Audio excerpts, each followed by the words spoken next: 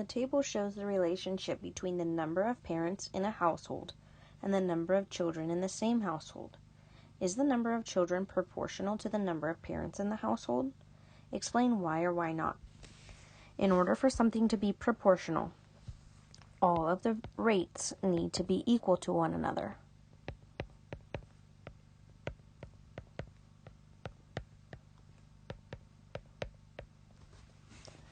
So this one, if you do 0 divided by 0 in a calculator, you may get an error code. This is something you'll learn about later. The other one would be 3. 3 divided by 1 is 3. 5 divided by 1 is 5. 4 divided by 2 is 2.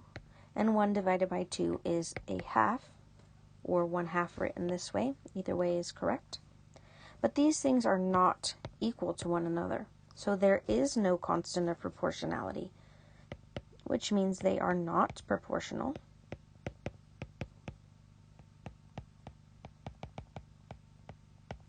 There is no constant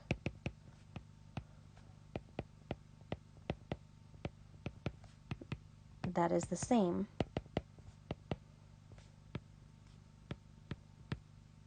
for all of these relationships. You could also say scenarios or data points.